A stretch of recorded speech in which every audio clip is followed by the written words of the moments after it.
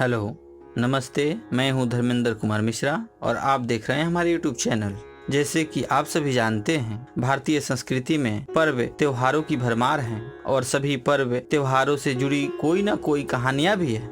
इन्हीं व्रत त्योहारों में से एक है जीवित पुत्रिका का व्रत, यानी जीवित पुत्र के लिए रखा जाने वाला व्रत। मान्यता है कि यह व्रत वे महिलाएं रखती हैं जिन्हें पुत्र होते हैं। बच्चों की लंबी उम्र के लिए रखा जाता है यह व्रत। कुछ इलाकों में इसे जिउतिया भी कहा जाता है। हिंदू पंचांग के अनुसार यह व्रत आश्विन माह कृष्ण पक्ष की अष्टमी तिथि को मनाया जाता है। इसका उपवास निर्जला होता है, यानी महिलाएं पानी तक नहीं पीती। तो चलिए अब हम जीवित पुत्रिका व्रत कथा को प्रारंभ करते हैं और आपको पूरी कथा को सुनाते हैं। में जीवित पुत्रिका व्रत कथा। एक बार नैमिषारण्य के निवासी ऋषियों ने संसार के कल्याणार्थ सूत जी से पूछा कि हे सूत जी, कराल कली काल में लोगों के बालक किस तरह दीर्घायु होंगे, सो कहिए। सूत जी बोले, जब द्वापर का अंत और कलयुग का आरंभ था, उसी समय बहुत सी शोकाकुल स्त्रियों ने आपस में सलाह की कि क्या इस कली में माता के जीवित रहते पुत्र मर जाएंगे। जब वे आपस में कुछ निर्णय नहीं कर सकी, तब गौतम जी के पास पूछने के लिए गई। जब उनके पास पहुंची तो उस समय गौतम जी आनंद के साथ बैठे थे। उनके सामने जाकर उन्होंने मस्तक झुकाकर प्रणाम किया। तदंतर उसके बाद स्त्रियों ने पूछा कि हे प्रभु, इस कली युग में लोगों के पुत्र किस तरह जीवित रहेंगे। इसके लिए कोई व्रत या तप हो तो कृपा करके पूर्ण रूप से हम सभी को बताइए। इस तरह उनकी बात सुनकर गौतम जी बोले, आपसे मैं वही बात कहूँगा जो मैंने पहले से सुन रखा है। गौतम जी ने कहा, जब महाभारत युद्ध का अंत हो गया और द्रोणपुत्र अश्वत्थामा के द्वारा अपने बेटों को मारा देखकर सब पांडव बड़े दुखी हुए, तो पुत्र के शोक से व्याकुल होकर द्रौपदी अपनी सखियों के साथ ब्राह्मण श्रेष्ठ धौम के पास गई और उसने धौम से कहा कि हे विपेंद्र, कौन सा उपाय करने से बच्चे दीर्घायु हो सकते हैं, कृपा करके ठीक ठीक कहिए। धौम में बोले, सतयुग में सत्य वचन बोलने वाला, सत्य आचरण करने वाला सददर्शी जीवुतवाहन नामक एक राजा था। एक बार वह अपनी स्त्री के साथ अपनी ससुराल गया और वहीं रहने लगा। एक दिन आधी रात के समय पुत्र के शोक से व्याकुल कोई स्त्री रोने लगी, क्योंकि वह अपने बेटे के दर्शन से निराश हो चुकी थी। उसका पुत्र मर चुका था। वह रोती हुई कहती थी, हाय, मुझ बूढ़ी माता के सामने मेरा बेटा मारा जा रहा है। उसका रुदन सुनकर राजा जीवुतवाहन का तो मानो हृदय विदीर्ण हो वे बहुत दुखी हुए।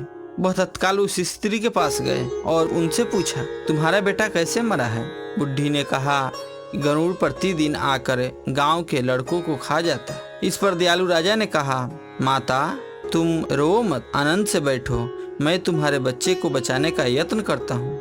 मैं तुम्हारे बच्चे को बचाने का पूरा कोशिश करूँगा। ऐसा कहकर राजा उस स्थान पर गया जहाँ गरुड़ आकर प्रतिदिन मांस खाया करता था। उस समय गरुड़ भी उस पर टूट पड़ा और मांस खाने लगा। जब अतिशय तेजस्वी गरुड़ ने राजा का बायां अंग खा लिया तो झटपट राजा ने अपना दाहिना अंग फेर कर गरुड़ के सामने कर दिया। यह देखकर गरुड़ जी ने कहा, तुम कौन देवता हो, कौन हो, तुम मनुष्य तो नहीं जान पड़ते। अच्छा, अपना जन्म और कुल बताओ। पीड़ा से व्याकुल मन वाले राजा ने कहा कि हे पक्षीराज, इस तरह के प्रश्न करना व्यर्थ है। तुम अपनी इच्छा भर मेरा मांस खाओ। यह सुनकर गरुड़ रुक गए।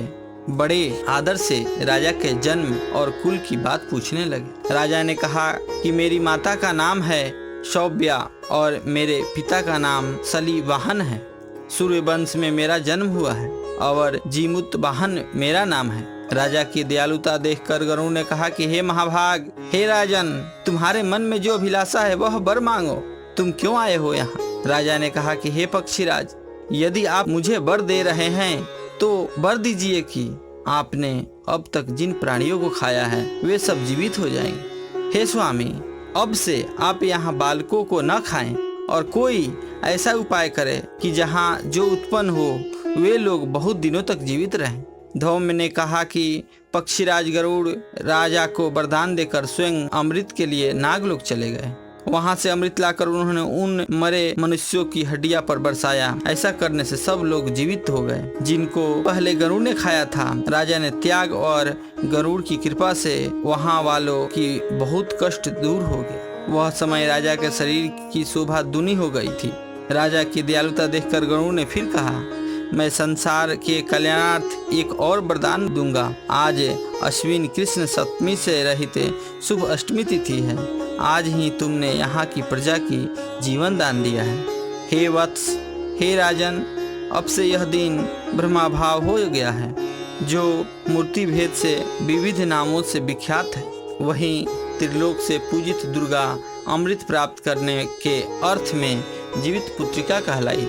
सो इस तिथि को जो स्त्रियां उस जीवित पुत्रिका की और कुश की आकृति बनाकर तुम्हारी पूजा करेगी तो दिनों दिन उनका सौभाग्य बढ़ेगा और वंश भी बढ़ती होती रहेगी। हे महाभाग, इस विषय में विचार करने की भी आवश्यकता नहीं है।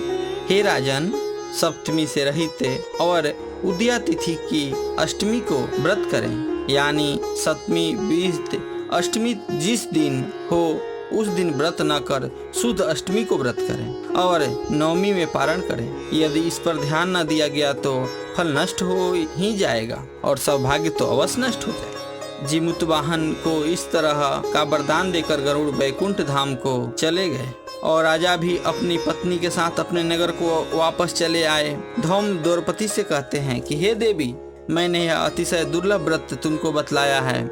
इस व्रत को करने से बच्चे दीर्घायु होते हैं। हे देवी, तुम भी पूर्वोक्त विधि से यह व्रत और दुर्गा जी का पूजन करो तो तुम्हें अभिलषित फल अवश्य प्राप्त होंगे। मुनिराज धौम्य की बात सुनकर द्रौपदी के हृदय में एक प्रकार के कौतूहल उत्पन्न हुआ और पूर्वासिनी स्त्रियों को बुलाकर उनके साथ यह उत्तम व्रत किया। गौतम ने कहा, यह व्रत और इसके प्रभाव को किसी एक चिन्ह से सुन लिया और पत्नी सखी सियारिन को बतलाया। इसके बाद पीपल वृक्ष की शाखा पर बैठकर उस चील ने और उस वृक्ष के खोते में बैठकर सियारिन ने भी व्रत किया। फिर वही चीली किसी उत्तम ब्राह्मण के मुख से यह व्रत कथा सुन आई और पीपल के खोते में बैठी हुई अपनी सखी को सुनाई। सियारिन ने आधी कथा सुनी थी कि उसे भूख लग गई और वह उसी समय 100 से भरे हुए शमशान में पहुंची। वहां उसने इच्छा भर मांस का भोजन किया और चीली बिना कुछ खाए पिए रह गई और सवेरा हो गया। सवेरे वह गौशाले में गई और वहां गौ का दूध पिया। इस तरह नवमी को उसने पारण किया। कुछ दिनों बाद वे दोनों मर गई और अयोध्या में किसी धनी व्यापारी के घर में जन्मी। संयोग से उन दोनों का जन्म एक ही घर में हुआ, जिसमें सियारिन ज्येष्ठ हुई और चील छोटी हुई। वे दोनों सभी शुभ लक्षणों से युक्त थी, इसलिए बड़ी लड़की काशीराज के और छोटी उनके मंत्री के साथ ग्रह पत्ते अग्नि के सामने विधि पूर्वक ब्याही गई। पूर्व जन्म के कर्म फल से वह मृगनयनी रानी हुई, जिस किसी भी संतान को उत्पन्न करती वह मर जाती थी। और पूर्व जन्म की बातों को स्मरण करने वाली मंत्री की पत्नी ने अष्ट वसुओं से सदृश तेजस्वी 8 बेटे उत्पन्न किए और सभी जीवित रह गए। अपनी बहन के पुत्रों को जीवित देखकर ईर्ष्यावश राजपत्नी ने अपने स्वामी से कहा कि यदि तुम मुझे जीवित रखना चाहते हो तो इस मंत्री के भी पुत्रों को उसी जगह भेज दो जहां मेरे बेटे गए, अर्थात इन्हें मार डालो। यह सुनकर राजा ने उन मंत्री के पुत्रों को मारने के लिए कई प्रकार के कोशिश की, पर मंत्री पत्नी ने जीवित पुत्रिका के पूर्ण बल से बचा लिया। एक दिन राजा ने अपने आदमियों से उन पुत्रों का सिर कटवाकर पिटारी में रखवाया और फिर पिटारी उनकी माता मंत्री पत्नी के पास भेज दिया। किंतु वे 8 सिर बेशकीमती जवाहरात हो गए और भले चंगे वे 8 लड़के अपनी माता के पास वापस चले आए। उनको जीवित देखकर राजपत्नी को बड़ा विस्मय हुआ। अंत में वह मंत्री की पत्नी के पास आई और उसने पूछा कि बहन, तुमने कौन सा ऐसा क्या पुण्य फल किया है जिससे बार बार मारे जाने पर भी तुम्हारे बेटे नहीं मरते। इस पर मंत्री की पत्नी ने कहा कि पूर्व जन्म में मैं चील थी और तुम सियारिन। हमने और तुमने साथ साथ जीवित पुत्रिका का व्रत किया था। तुमने व्रत के नियमों का भली भांति पालन नहीं किया था और मैंने किया था। इसी दोष से हे बहन, तुम्हारे बेटे नहीं जीते हैं। ओ राजरानी, अब भी तुम उस जीवित पुत्रिका का व्रत करो। तो तुम्हारे बेटे दीर्घायु होंगे। मैं तुमसे सच सच कह रही हूँ। उसके कथानुसार रानी ने व्रत किया, तभी से उनके कई बेटे सुंदर और दीर्घायु होकर बड़े बड़े राजा हुए। सूत जी कहते हैं कि सब प्रकार के आनंद देने वाले मैंने यह दिव्य व्रत बतलाया। स्त्रियां चिरंजीवी संतान चाहती है तो विधि पूर्वक यह व्रत अवश्य करें। इति श्री जीवितपुत्री का व्रत कथा संपूर्ण।